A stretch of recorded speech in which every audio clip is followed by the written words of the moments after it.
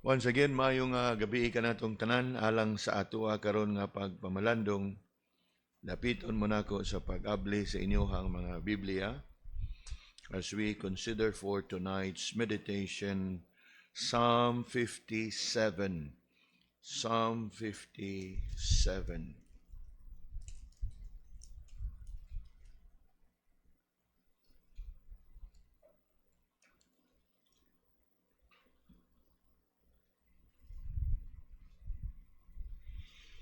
We invite those of our brethren that are with us online to please do open your Bibles to this portion of Scripture in Psalm 57, and we invite you to join us as we read this portion of Scripture, the entire Psalm 57, and let us read this responsively. Psalm 57, responsive reading. I will be reading the first verse, verse 1, and we read together the last verse, verse 11. Verse 1, Be merciful unto me, O God, be merciful unto me, for my soul trusted in thee. Yea, in the shadow of thy wings will I make my refuge until these calamities be overpassed. I will cry unto God Most High, unto God that performeth all things for me. He shall send from heaven and save me from the reproach of him that would swallow me up. Selah. God shall send forth his mercy and his truth. My soul is among lions, and I lie even among them that are set on fire, even the sons of men, whose teeth are spears and arrows, and their tongue a sharp sword. Be thou exalted, O God, above the heavens. Let thy glory be above all the earth. They have prepared a net for my steps. My soul is bowed down. They have digged a pit before me, into the midst whereof they are fallen themselves. Selah. My heart is fixed, O God, my heart is fixed. I will sing and give praise. Awake up, thy glory. Awake, psaltery and harp. I myself will awake early. I will praise thee, O Lord, among the people. I will sing unto thee among the nations. For thy mercy is great unto the heavens, and thy truth unto the clouds. Last verse together. Be thou exalted, O God, above the heavens. Let thy glory be above all the earth. Looking at this entire psalm nining kagabhion, I'd like us to look at this, considering this topic and this message I titled, A Heart That Is Fixed in Praising God. A heart that is fixed in praising God. As we all know, the book of Psalms is a collection of poetry. It is a collection of praise. It is also a collection of prayer. Now, if we are to sum up Psalms, it is a collection of poetry. In other words, kanang ingon pa nato nga mga poem o mga panultihon nga naglangkob sa mga pagpamalandong sa mga katawhan sa Ginoo mahitungod sa iyahang pagka-Dios. Now, as we think about a more familiar Psalms like Psalm 23, it's a beautiful poetry nga diin gihulagway ang Ginoo as our shepherd. So, it is just a collection of poetry and also a collection of praise. We think about the Halil Psalms or the Hallelujah Psalms. Like all those Psalms from Psalm 100 onwards to Psalm 120, where it all contains what? Praise ye the Lord. Praise ye the Lord. So, it is a collection of poetry. It is a collection of praise. It is also a collection of prayer. And Psalm 57 is one of that psalm which contains both prayer and praise. And as we reflect upon these psalms, they record the experiences of God's people. Adunay mga salmo that you can reflect and ponder upon the pains, ang mga kasakit nga nahiaguman sa katawhan sa Ginoo. Then there are also psalms that records the pleasures, ang kadagaya nga gi-enjoy sa katawhan sa Ginoo. Pain and pleasure. There are also psalms that records the distresses, the dangers of God's people. And there are other psalms that records the delight, ang mga kalipay. Oh, how love I thy law.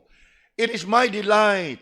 It is my meditation day and night. So, makita nimo nga, indeed, the book of Psalms is a collection of a variety. Nagkalain-laing matang nga experience siya sa katawhan sa Ginoo. In their time of pain and pleasure, in their difficulties, in their distresses, in danger, and in their light. Then there are also psalms that records their defeat. Ang ilahang mga kapildihan, nga diin sila napukan sa ilahang mga kaaway. And there are other psalms also nga nag-record sa ilahang kadaugan. Kapildihan o kadaugan. And so as we reflect upon the book of Psalms, no doubt it is indeed a very good source of counsel. It is also a very good source of comfort. Nga sa tua ba nga sitwasyon nga giatubang sa kadaadlaw sa kinabuhi. Of course, there are many books in the Bible. And there are many passages in the Bible nga diin pwede gyud nimo nga malantawan og mapamalandungan og nga diin makakuha ka og comfort and counsel. Mao man kanunay nato nga gitinguha nga madiskubrihan sa kadaadlaw. Comfort in times of difficulties and counsel. When we think about counsel, wisdom, God's leading and guidance. And then of course, if you can add one more, see correction. Nga diin makalantaw ka sa imong kasaypanan, igtan-aw nimo pulong sa Ginoo, uy, dili man di ay ni mao. And so it causes you to come to repent. And coming to repentance, it can lead you to another confession. Mangayo kag pasaylo sa Ginoo. Upon no doubt about it, the most common and the most familiar nga book in the Bible nga kadangpan gyud nato kanunay is the book of Psalms. Unless if you have become so familiar with passages like the life story of David in 1st and 2nd Samuel, the life story of Solomon, and some portions nga you know in particular nga muhaom sa imuhang giatubang sa kada adlaw. But again, no doubt about it, the very common and the most popular and in which many are familiar with is the book of Psalms. Ug niining kagabion, we are going to look at this very familiar psalm ug nga diin ato ang malantawan how David here dealt with the situation nga iyahang nga giatubang sa iyahang nga kinabuhi. And as you can see, like most of the Psalms, Psalm 57 comes with a superscription. Now, what are these superscription all about? If you do have your Bibles, most Bibles have a superscription. Like in this case, ingon diha in Psalm 57 ay gisuwat diha, to the chief musician al taskit miktam of David when he fled from Saul in the cave. That is what we call as the superscription. Now, of course, superscription, they are not part of the inspired words of God. Gidugang na lang na siya sa mga translator. Isip o agi o kanabang aid that would help us to identify the background of the psalm. And that would help us to identify who was the writer of the psalm. Yes, these superscriptions, they are not inspired of God, but they are useful in a way that it helps us and provide good source of information regarding that particular psalm. Now, how many of you have your Bibles nga naay superscription? Naisuwat gid to the chief musician. Of course, ang some Bibles kanang gina-publish, they don't have it, but if you happen to have a superscription in your Bible, dako na siyang tabang. Kay maghatag na nimog background ana nga salmo. Unya, kung ato ang lantawon ang superscription diya sa Psalm 57, what does it tell us? Naghatag na natog dugang kasayuran sa background, sa context, nga kini nga salmo gisuwat ni David when he fled from Saul in the cave. So makarelate dayon ka nga kini diyang salmo iyaning gisuwat sa dihang naa siya sa kalisod, naa siya sa paglutos, naa siya sa gitawag natog bingit sa kamatayan. We know very well how King Saul at this point, consumed by envy and jealousy, have been seeking and desiring to take the life of David. Gani, on 2 occasions, iyahag yung gitinguha nga iyahang patyon si David dito mismo sa iyahang lawak. Nahinumdo mo? Nga sa diha nga there was a time nga iyahang nga gitawag si David on the guise nga iyahang patukaron sa iyahang music, haron nga siya makapahuway apan pagsud ni David sa iyahang lawak iyang labay og bangkaw. And it happened twice. Hangtod nga wa man gyud nagmalampuson si Saul ni adtong tungura. Ni isyu gyud siya kamanduan sa iyahang mga kusundaluhan nga ilahang gukdon si David. Unya si David kay dili man gyud makaako nga makig-away og ang iyaha nga musupak og makig-away sa iyahang hari nga iyahang gialagaran, gipili niya nga mo sibat og mukagiw sa Israel. Unya mao nang gisuwat diha nga sa diha nga ni biya siya sa Israel, midagan siya og miiskapo siya gumikan sa hulga sa iyahang kinabuhi. He find himself in one of the caves of Israel. Now, kaning lugar nga kaning gisuwat dinhi nga it is in that place in southern part of Judah called Adulam. Unya kanang lugar diha daghan gyud kay na og langob. And he happened to be in one of those caves when he thought about this psalm. And that is very interesting. And why do I say interesting? Kay kita bitaw mga igsoon, ug naatas taliwa ba sa kalang kahasol, natataliwa sa kalisod, natataliwa sa kanang mga pagsuway. Labi na sa iyang sitwasyon nga lagi siya sulga sa iyang kinabuhi. Unya napagid siya in a very difficult and uncomfortable situation nga naman. Tuwa siya suod sa langob. And yet sa tanan nga pwede niyang buhaton unsa iyang gihimo, he pondered upon the Lord. Di ba nindot kayo? Nga wa gid niya tuguti ba nga mapukan na lang gid siya sa iyahang sitwasyon, sa hulga siyang kinabuhi nga magsige na lang sa tungok dito sa langob, basig nay magkasikas diha ang kasundaluhan na ni Saul. No. He spent his time despite sa hulga sa iyang kinabuhi unsa iyang gihimo. He prayed unto the Lord. And I want us to look at the prayer of David here. Now, verse 1 up until verse 2, notice what David here said. Be merciful unto me, O God. Be merciful unto me, for my soul trusted in thee. In the shadow of thy wings will I make my refuge, until these calamities be overpast. I will cry unto God Most High, unto God that performeth all things for me. Now, look closely at verse 1 and verse 2. And look with me firstly, the plea of David. The plea. Ang maingon gani kag plea, ang iyahang mga pangaliya o ang iyahang pangaliupo.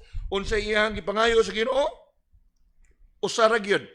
Pero ang usa nga iyang gipangayo, kaduha niya gilitok, be merciful to me, be merciful to me. That's the plea of David. Unya, ang iyang plea is followed by a pledge.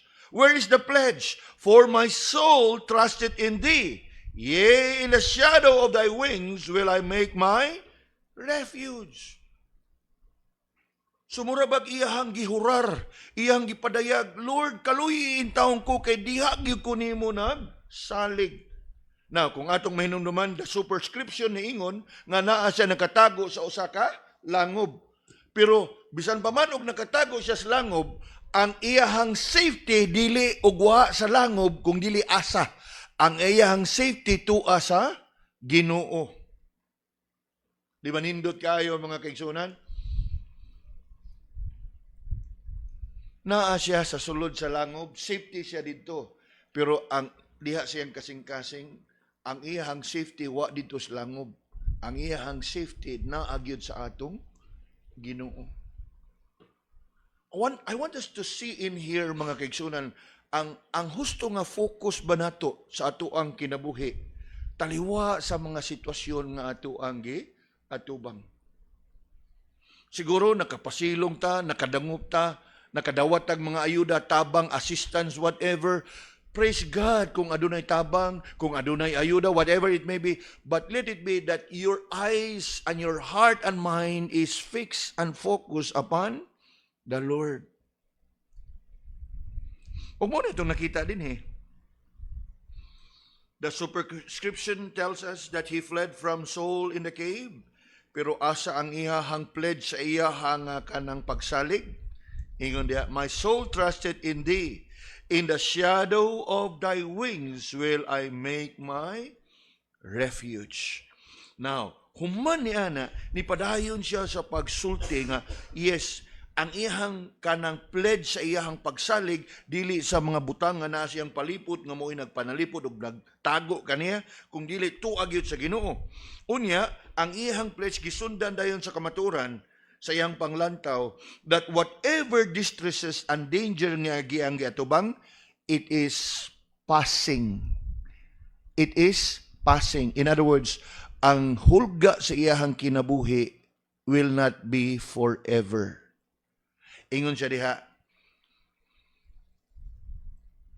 in the shadow of thy wings will I make my refuge. And look at the next part.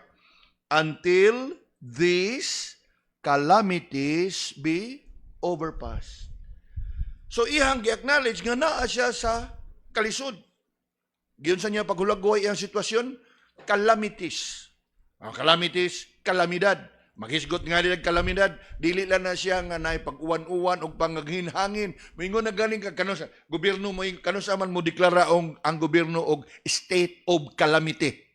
Di ba kung grabe na gyud kayo, bagyo lang, signal number 1, number 2, dili pa na. Pero mingon na galing kalamidad, mo na gyud.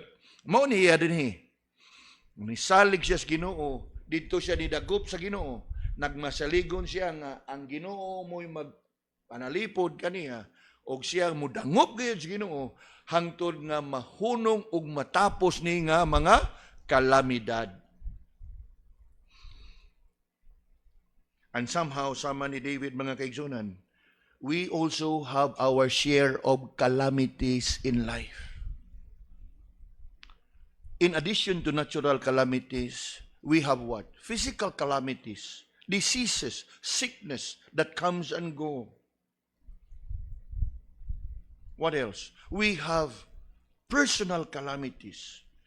problems in the home, problems in the workplace, financial calamities, mga tulubago na to sa kadaadlaw, health concerns, nagkalain-lain tag calamities.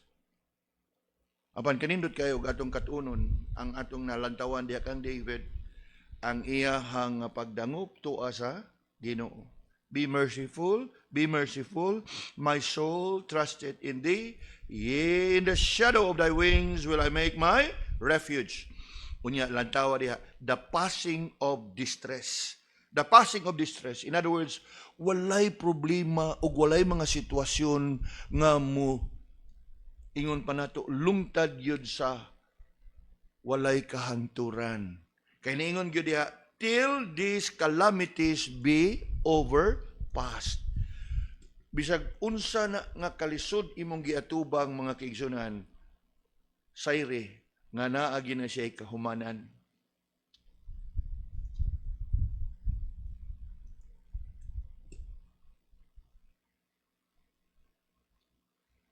Nga taliwa sa iyahang giatubang, nidangop siya sa Ginoo with his plea and with his pledge, acknowledging that these diseases is but passing, nga lumalabay lamang. And then you look at verse 2 and notice the prospect of deliverance. The prospect of deliverance. Kanabang alang kaniya, laumon siya, masaligon siya, nga salbaron gid siya sa Ginoo, or sulbaron gid sa Ginoo ang iyahang problema. You look at verse 2. Ingon diya, I will cry unto God Most High, unto God that what? Performeth all things for me. Nabitay kanta nga atong kantahon matag karon ug niya. For I know whate'er befall me. Whate'er befall me simply means unsay akong dangatan. Jesus doeth all things well. Mauna. I will cry unto God Most High. And then what? You look at the confidence, the prospect of deliverance unto God that performeth all things for me. And how will God perform all things? Jesus doeth all things well. Kanindot kaayo nga comfort. In fact, the prospect of deliverance nga iyahang gipamalandungan diha, mabasa pa nato hangtod in verse 3. Nga naman, unsay ang gisulti diha verse 3. He shall send from heaven and save me from the reproach of him. Now, of course, nasayod na ta sa superscription nga ang iyahang gidaganan kinsa? Si Saul. So, ang kanang him diha would point us back to Saul. Ingon siya diha, he shall send from heaven and save me from reproach of him that would swallow me up. Now, tutuki kadiyot ang verse 3. Asagikan ang iyahang tabang? From heaven. Wow. Ang mga tao sa kalibutan, ang ilahang tabang ug ayuda gikan sa politiko, gikan sa gobyerno, kanato mga igsoon. Ayo gyud kalipat ani ang atong tabang gikan sa my help cometh from the Lord who created heaven and earth. Nga kung ugaling naa may mga panalangin nga atong madawat pinagi sa mga tao, ayaw kalipat, isipan na sila nga mga instrumento nga gigamit sa ayaw pagpaulipon sa tao. You don't bow down to them. You don't be enslaved to them. Just look at them as God's instrument na gigamit nga maoy panalangin. Let it be. Remember, siya, din siyang tago sa langob. Pero asa siya ni tago gyud? Alang niya, in the shadow of the wings of the Lord. Unya, naa ang atong weakness din kaya makakuan mga tao, mo na din atong sundon, mo na din atong alagaran.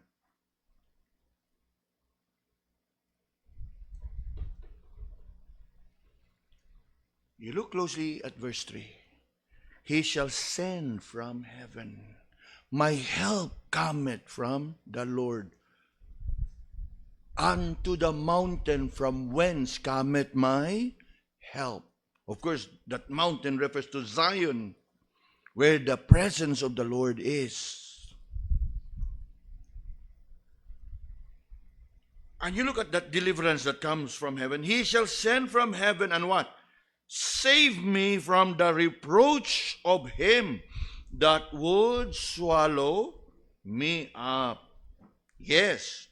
Then he goes on to say, God shall send forth his mercy and his truth.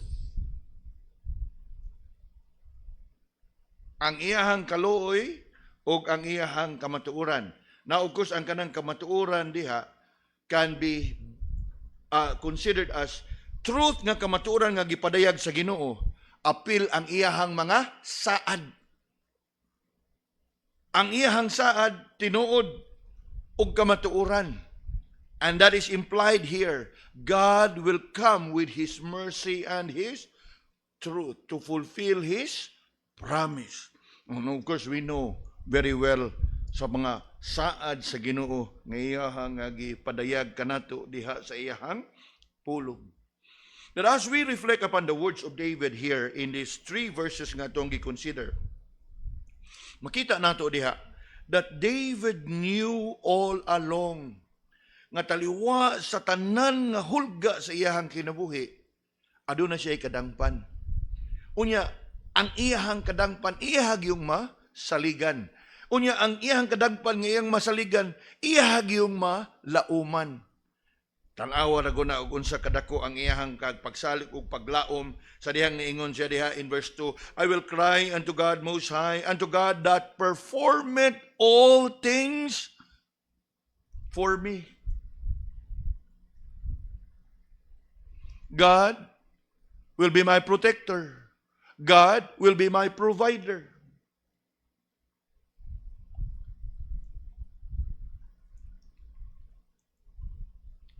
And what else?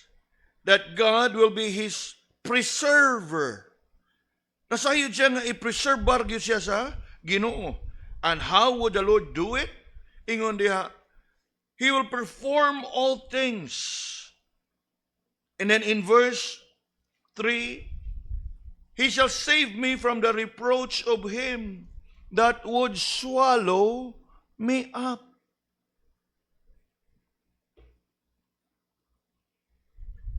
Apan kung atong nasubay, base sa superscription, David was actually running all over the desert and the mountains of Judah. Nga diin, maingon ba lang nato nga gatago-tago siya diha sa nagalain-laing langob sa Judah. Gani, if you're familiar with that account in the Old Testament, there was even a time nga sa diha nga gipangita gid siya ni Saul, unya si Saul gyud moy nangunay, nga si Saul gyud moy nangunay nga nagpangita niya, unya didto sa usa ka langob nga diin siyang nitago, didto pod remember, didto pod siya nibaw nga gani niingon na gyud ang mga bata-bata ni David, nagidahan gis Ginoo ang tiaw mo na sa kadagandaghan sa kanang langob, unya dito gyud og sila di natago, dito sa gyud nakadangob si kanang Saul para nga unta to magbawas, magkuan siya dispatcher sa iyahang ugaw. Nga naingon gyud ang mga bata-bata ni David nga, tura, imo na gyud ni. Apan si David iya gyud ang gibatunan ang kahadlok nga, I cannot touch the Lord's anointed.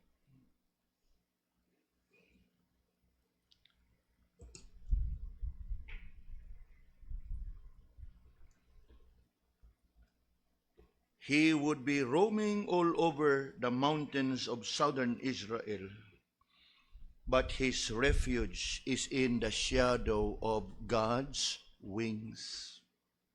Nindot kaayo nga pagkahulagway sa iya, no? Unya, kung atong lantawon dinhi, nigpadayon siya sa pagsubay. How the Lord indeed, iyahang gidangpan o iyahang gisaligan, iyahang gisangpit, that the Lord would deliver him from his enemy. The reproach of him. Nya gani gikan sa verse 3 nga makita nato nga iyahang gihulagway gi-mention gid niya that him that would swallow him up. Ni padayon siya sa paghulagway sa iyahang sitwasyon. Unsa iyang sitwasyon? Ug unsa kalisod ang iyang sitwasyon? You look at verse 4. Their poison is like you look at verse 4, sorry. My soul is among lions. Now, of course, kanang lions diya mga kaigsunan, dili na siya mga leon nga literal. Naghulagway na siya sa mga sundalo nga gisugo ni Saul nga mangita niya. Dili ni siya pareha ni Daniel nga naa dito sa lions den. But my soul is among lions. O yan, ingon diya. And I lie even among them that are set on fire. I lie even among them that are set on fire.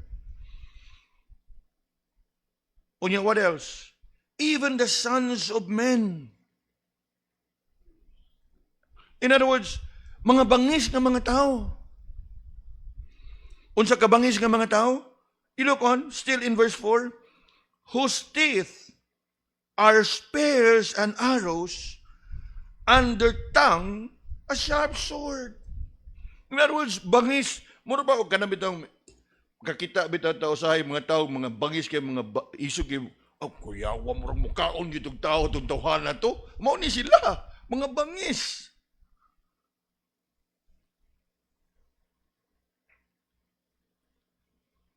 Kana bitaw usahay nga makabantay ka po, ay isuga tong tawhana Ni usahay makahulagway ba ka sa ilaha ba nga pagkatlaw.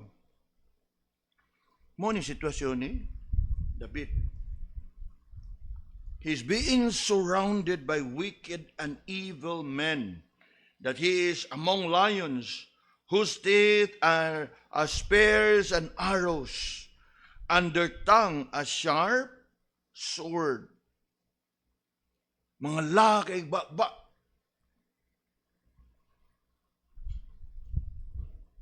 Gani, iyahapag yun ang gihulagway pag-ayo in verse 6. They have prepared a net for my steps. In other words, daghan silag mga maniubra, daghan silag mga strategiya nga ilahang gilatag diha kay tumong og tinguha gyud nila nga pukanon si David. Apan lantawa ang satanan nga iyang giatubang ba. Lantawa ang verse 5 ug unsa iyang gisulti. Taliwa sa hulga siyang kinabuhi, taliwa sa tanan nga iyang gihulagway nga kalisod, in the midst of difficult and dangerous situation, you look at the disposition, ang iyahabang attitude, ang iyahabang panglantaw sa iyang sitwasyon. Lantawa ang verse 5. Be thou exalted, O God, above the heavens. Let thy glory be above all the earth. Mga kaigsunan, kita bitaw, ug naa na taaning sitwasyon na yun, unya butang na to, puslan man, sa makauna lang. Kalibutanon nga paminsar ba? Nya naaga di asos lang, o punyawan na yung kay kakuanan. Sa makauna lang kanamang desperado nga mga pangisip ba? Matay, daghan yung ganyan, surrounded by lions, God. Kakuha lang ko aning duha, tulo, upat, okay na ko, bahala na. No, makalilisang nga sitwasyon, pero siya muragwa siya lisang. Wa gani siya magtumong og tinguha nga, unhan ko ni sila, kaysa ako'y maunhanan ni. Wala. Lantawa ang iyang disposisyon. Be thou. Kagabi sa ato ang night class ko na hinumdo mo. Nagisgot na, kinsa ninyo nakasuway nga nadikinas niya, nakaingon mong praise the Lord. Hinumdo mo na, sa atong klase gabi Di ba, makadakinas ta, kadaghanan, na magpakatotoo na lang kita, madakinas ta, unsay yung magawa sa murag kadaghanan, di maayo, di ba? Huwag yung maingon ni mo nga, God bless. Madakinas ka diha, galakaw ka makalikag ka slide, o dili siguro ka makapamalikas, pero murag dili maayo, ang yun mong musulti. Huwag yung makaingon ni mo nga, praise the Lord, na-slide ko. Unya, tinuod man, kaganiha si Mrs. na mahog sa isda, niya, kanang among, kanang bahog sa isda, naasod na naiguba, nga pidjeritor diya sa gawas. Pag-abri niya kay namin, ilaga si Sud. Di nakalukso siya. Ingin sa tinuod yun yung gisulti. Ganun din siya nga. Lain ako nalitok. I mean, kinsa gud ninyo kanang maslide or mapiksan ka nagluto ka mapiksan ka mantika. Kinsa na kay ngonyo, praise the Lord. Wa oy, mugawas gyud og unsay natural sa atoang ba og di kang makapamalikas. Mingon lang agoy. Oh, murag poise ninyo kay na pagasultihan nga. Agoy, kadaghanan yun murag di gyud mao ang mo gawas. Di ba tinuod? Bisag kita nga mag-drive down niya, nakalit lang na mukat diya kalit, nagubingon nga, praise the Lord. Uy, makagawas yun ang dili mga maayong pulong. Pero tanawas David.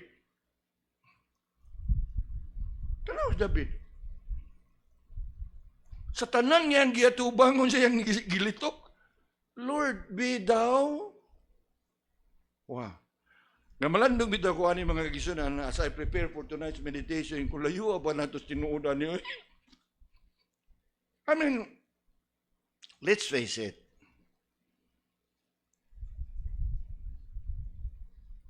Layo pa kay tas tinuod. Wa tay ka panghambog kung dili igo lagi ta mingon nga Lord, have mercy. Have mercy. Kay sama sa ato laging gitun-an kagabi is night class. Mabisan pag unsa kanindot, bisag gikan pa kasimbahan, kadaghanan na to gikan simbahan og nagkasugat yang traffic, awa na. Lain na magawa sa tong maba. Labaw pa nang maslide lagi, wa pa ko kasuway na slide nang ano bang walang tiyo na slide ko ng galakaw. Ngamingon ka, God bless. Umingon ka nga, praise the Lord. Hoy, makuratan ka niya, ini kakuratan ni mulain ang mugawa sa imong baba. And this is Lindy amazing kasi tanang hulga nga iyahang giatubang unsay nigawa siyang baba? Be thou exalted, O God. Wa gani siya mingon nga Lord, ingon ka imo kong bantayan, imo kong panalipdan. Naunsa naman ni naapiki naman ko? Wala. Di ba no? Kaingon labaw nga makaingon nga layo pa nato ni Lord. Yes, layo pa kita. Mas maayod nga ato ning katunon o atong pangayon sa Ginoo Lord, tabangi may nga ma-overcome namo. Kay og ang kunon manimo og dili, yes, layo pa kay ta sa tinuod. Lantawa gud atong gihimay-himay ang mga bersikulo para makuha gyud nato ang klaro nga paghulagway sa iyang sitwasyon. Dili sayon ang iyang kahimtang. Apan sa grabe nga kalisod ug hulga sa iyang kinabuhi, unsa nigawa siyang ibaba, be thou exalted, O God.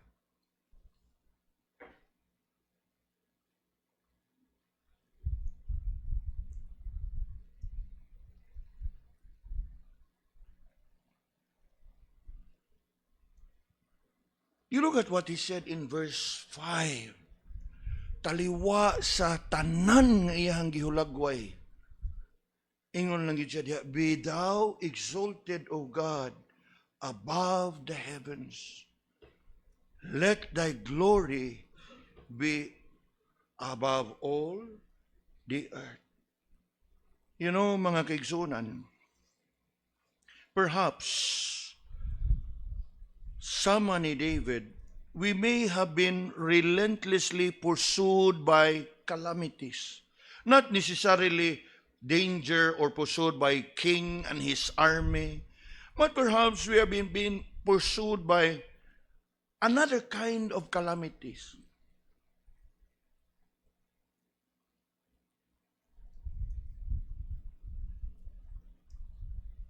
I've shared with you sa ako ang sitwasyon. Gracias sa Ginoo, medyo ni hiyos-hiyos na niya akong tiil. Dili na kayo sakit ang ako ang iglakaw. Apan, karon lang, kung inyong nanotice, medyo ni aksyon na po ug balik ang ako ang kapagaw. Can at times be frustrating. And yet, you look at David, unsaram ng pagaw, ikaw palibutan kaya, my soul is among lions, and I am surrounded, ingon pa diha, whose teeth are spears and arrows, and their tongue a sharp sword. You look at verse 6. They have prepared a net for my step. My soul is bowed down. What else did they prepare? You look on. They have dig a pit before me. You know what it means? Giandaman na kasi mo ang lubnganan. Unya, taliwaan na tanan. Unsa pa yung gisulti? Be thou exalted.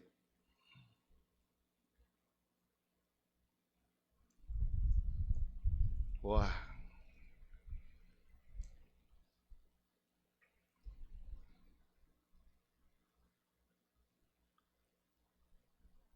Nga niining tungura mga kaigsunan, ato ang pamalandungan, how could David say such a thing? Bisan nga naa na siya sa grabe nga sitwasyon sa iyahang kinabuhi.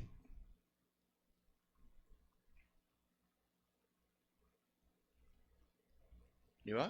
I mean, kita, I am sure, an honest examination of ourselves, gamay nga mga kasikas, gamay nga mga pagsuway kalisod, we lament before God. We murmur and complain before God.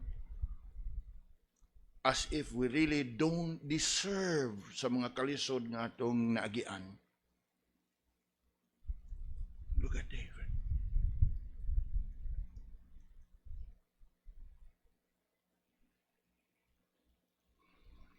How could he possess such an outlook, such an attitude of the heart? How could he remain calm and composed in the midst of great danger? How? Lantawa diha ang verse 7. And there we find the answer. Nga naman, kay alang kaniya, ingon, you look at verse 7, my heart is fixed. You know what it means? Nga akong kasing-kasing is designed, formatted, fixed to what? Praise the Lord. My heart is fixed, O God. My heart is fixed. Og asa naka-program, asa unsay settings iyang kasing-kasing, unsay default, murag mo siguro na yung term ana diya sa computer, unsay default, unsay setting. My heart is set. My heart is fixed to what? To praise God. Wow. Labaw nga makalantaw ta sa ato ang kanang kahimtang ba nga layo-layo pag yun ning ato.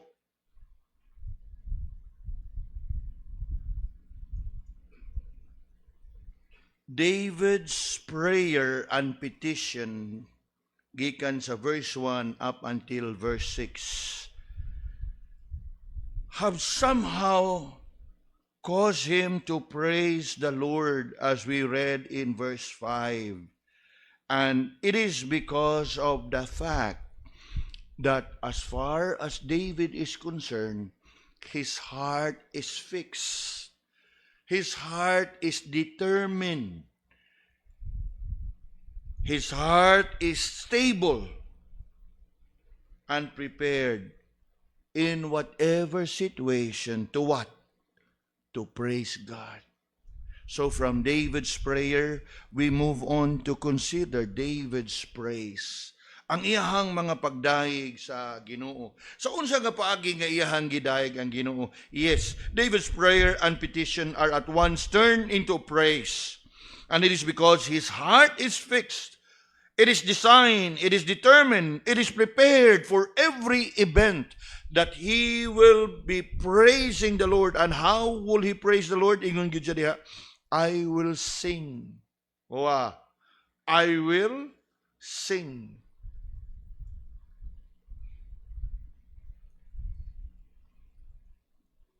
You know, mga kaigsunan,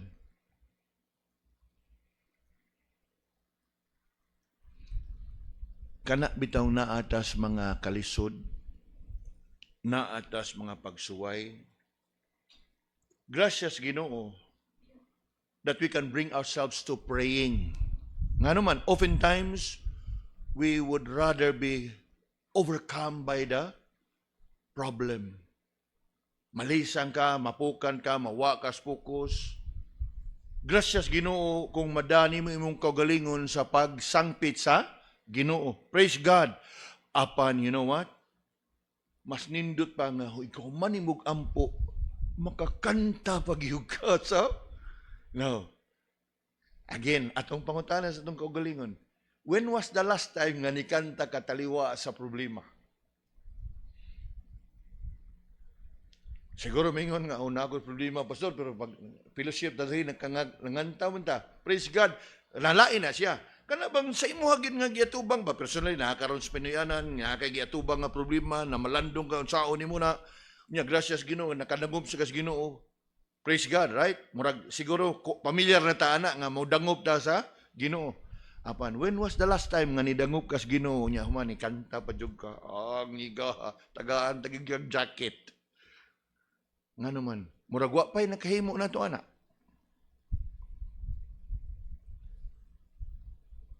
Nakuha na to? Yes, by God's grace, we may have been able to pray. Pero kana bang, lisod na mga igsoon, dili na sa yun. Like, once in a while, I would share with you, right? Whenever I'm down, I used to sing this one particular hymn, that even up until now, I still would sing, when I fear my faith will fail, He will hold me fast. Pero dili sa tanang higayon, kay naagi panahon nga murag bugat imong kasing-kasing nga di gyud ka ganahan mo, kanta. Ampo, gani, ampo ni mo, murag yun said, Lord, kaluhi, taon mi, kaluhi. Kay mo naman gimulitok na to. Pero David, usar iyang request, kaduha, be merciful, be merciful. Pero siguro nga, ana, lagi kayo, usay mo yung Lord, naunsa naman tao ni Lord. Yun tayo madawat gikas Ginoo na. Because you are not praying, you are actually what? Complaining. Grumbling against God. Nakuha na ito mga igsoon? Yes. Talagsaon kayo ni atong gipamalandungan, talagsaon ni siya ang gihatag nga ihimplo ni David. Nga taliwa sa kagrabe siyang giatubang. Ang nigawa siyang baba, be thou exalted, O God, above the heaven. Let thy glory fill above all the earth. Unya, pag-abot pagid sa verse 7, atong nasayran, my heart is fixed, O God. My heart is fixed. And sa asa siya naka-fix ang iyang kasing-kasing? Ingon diha, I will sing.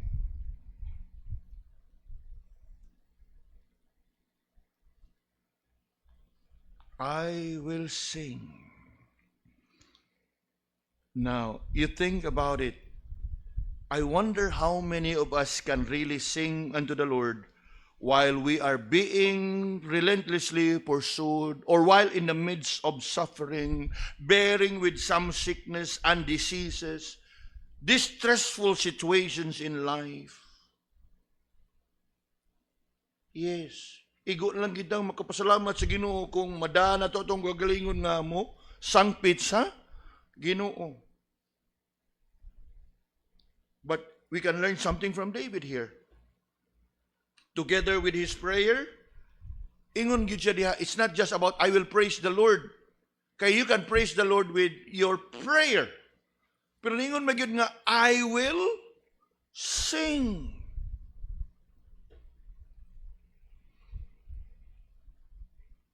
Yes, it tells us that indeed the heart of David is fixed. The heart of David is determined. Determinado gyud siya regardless of unsay sitwasyon niya nga atubang nga iyahang dahigo ng Ginoo diha pinaagi sa iyahang pag-awit. And how would he do it? Sa unsa nga paagi? You look with me in verse 8. You look at what he said in verse 8.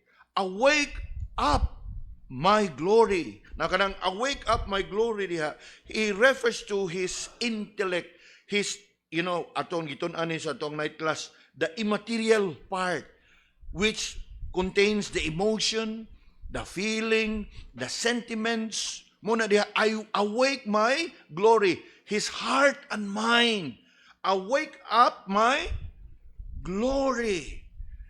This is a call for his heart and mind to be awakened. Awakened to do what? To praise the Lord. You know, mga kaigsunan, sayre, nga dili gyud nimo mahimo sa pagkanta kung ang imong kasing-kasing o gunahon na dili andam nga mo kanta.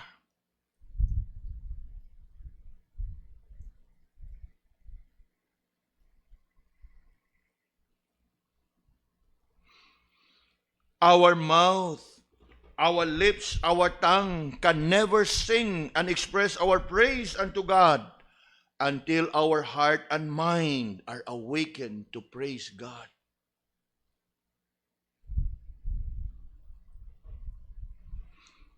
Before we can praise God in the midst of our troubles, we must have a heart and mind that is awakened to praise God. Actually, tulo ni siya din eh. Awake up my glory. Unya, sunod. Still in verse 8. Awake, psaltery and harp. Now, psaltery and harp, mga kigsunan, they are musical instruments. And we know that David is a musician. Ug mauni siya iyahang pagagamiton. Gani, mauning mga instrumento nga kanunay ipatawag siya ni Haring Saul aron sa pagpatukar sa musical instruments nga maghatag og pakalma og makapaghatag og kalinaw diha sa hunahuna sa hari. So sa pag-ingon niya diha nga awake, psaltery and harp, that would tell us nga dili lang ang iyahang kasing-kasing ug ang hunahuna is awakened to sing, but also his hands to play. Kay dili man mutingog ang musical instruments ug dili nakuha na to?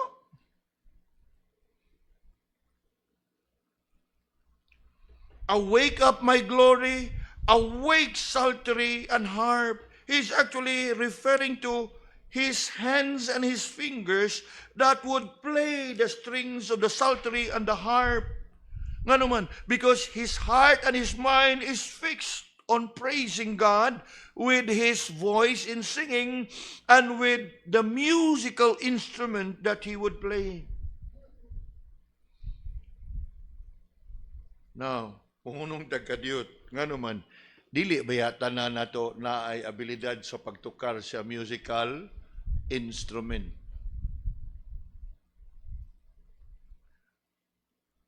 So, maingon ta nga, pwede na siguro, pastor, no, nga kanta lang, walay duyog.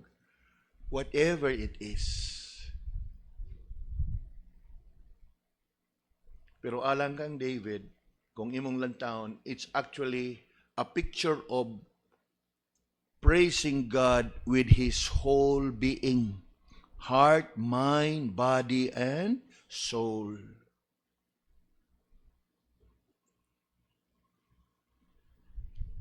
Gani, ni padayon pagyod sa katupusang bahin sa verse 8, I myself will awake early. In other words, you must be awake. Kanta nga say atong itudlo sa mga bata, I'm alive, alert, awake, enthusiastic.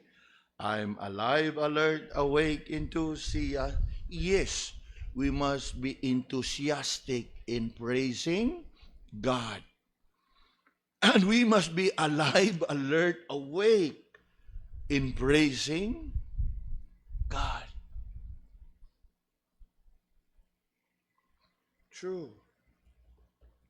No sleepy voice, no weary notes will be heard if you are awake to praise the Lord.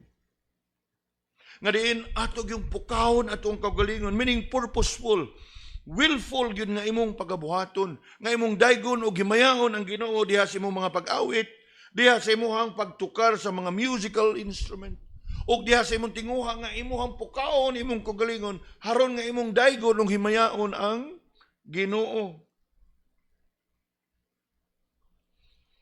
And with that praise nga ato ang nabasa in verse 8, Notice David's resolve in verse 9.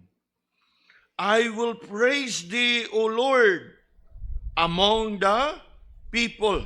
Hunong ta. Verse 8, I will praise the Lord on my own. Okay? Karon, verse 9, I will praise the Lord with other people. In the company of others. Nga bisan pa man siguro nga dili sila andam nga muuban kanimo sa pag-awit, pero sa imong tinguha nga imong daygon ang Ginoo diha uban kanila, sila nga makadungog maminaw kanimo, madasig nga mo sabay nimo sa imuhang pag-awit. You look at verse 9, I will praise thee, O Lord, among the people. I will sing thee unto thee among the nations. Talking about people of different tribes. We know very well that the kingdom of Israel is made up of 12 tribes. And he had that resolve that, yes, I will praise you in my personal and private worship, but I will also praise you in the midst of the congregation.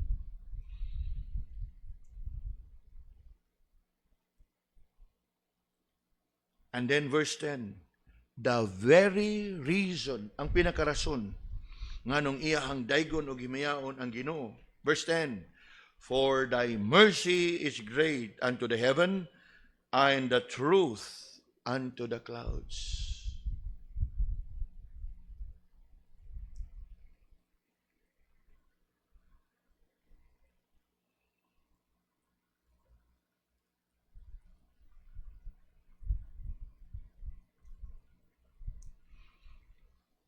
Kung atong lantawon ang pulong ni David dinhi mga kaigsunan,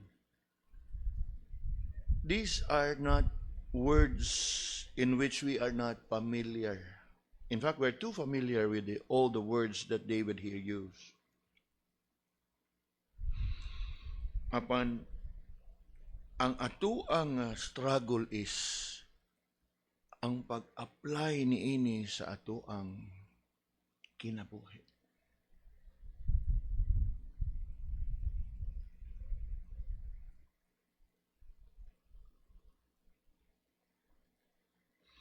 When was the last time nga taliwa sa imuhang giatubang una nga nigawas imong be merciful unto me, O God. Be merciful unto me. When was the last time nga sa tanan nga imong giatubang gipili nimo nga daygon og himayaon ang Ginoo diha sa imuhang dili lang sa pag-ampo kung dili sa imong mga pag-awit?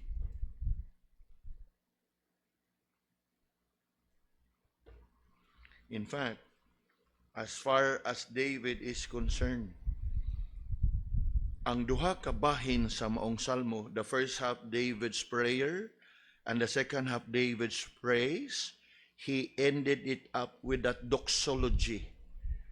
We've read it a while ago from verse 5. The same doxology we find in verse 11. Be thou exalted, O God, above the heavens. Let thy glory be above all the earth.